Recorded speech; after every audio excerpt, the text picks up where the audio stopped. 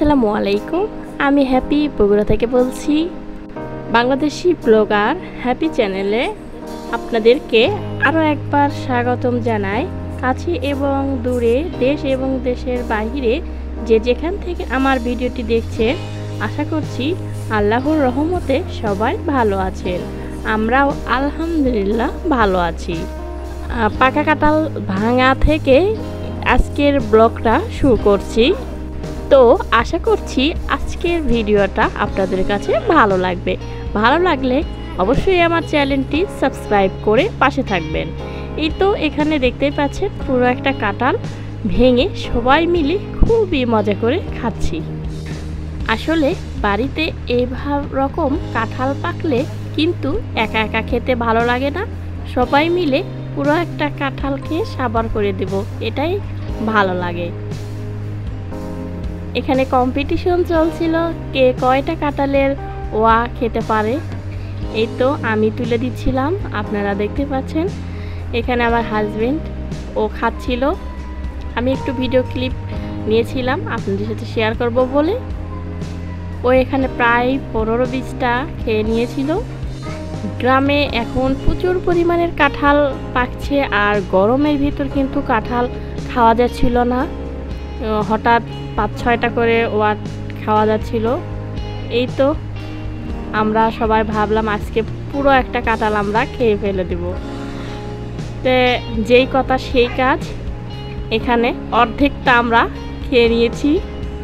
এই তো আমার মেয়ে, মাশাআল্লাহ বলবেন সবাই।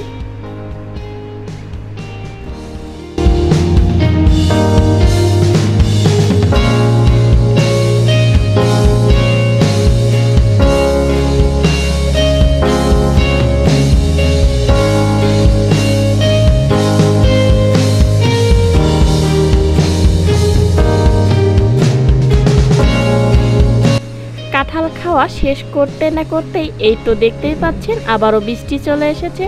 বৃষ্টিতে দেখুন ঘর বাড়ির কীরকম অবস্থা হয়েছে। প্রতিনিয়ত একটানা 1 সপ্তাহ ধরে বৃষ্টি হচ্ছিল। গ্রামে বেশি বৃষ্টি হলে কিন্তু ঘর বাড়ির অবস্থা খুবই বাজে হয়। এই তো বৃষ্টি হচ্ছিল, তাই ভাবলাম একটু কাঁঠালের আটি ভর্তা করে নিই, ভাতের সাথে, গরম ভাতের সাথে খেতে কিন্তু খুবই মজা হবে। এই তো এখানে আমি কাঁঠালের আটিটা বেটে নিচ্ছিলাম শিলপাটায়। কাঁঠালের বিচির এই ঝাল ঝাল ভর্তা কার কার পছন্দ অবশ্যই কমেন্টে জানাবেন। আমার তো খুবই পছন্দ এই ভর্তাটা। এই তো এখানে আমি গরম ভাত নিয়েছি, আর ভর্তা তার সাথে নিয়েছি 1 চির পরিমাণের লেবু রসটা দিয়ে ভর্তাটা এভাবে মাখিয়ে খেতে আমার যা ভালো লাগছিল তা আপনাদেরকে বলে বোঝাতে পারবো না। আর টিনের চালের ওপরে যে বৃষ্টি হচ্ছে, ঝুম বৃষ্টির সেই শব্দটা আলহামদুলিল্লাহ খুবই মজা করে ভাতের সাথে ভর্তা দিয়ে খেয়ে নিয়েছি। কার কার পছন্দ সবাই আমার কমেন্টে জানাবেন।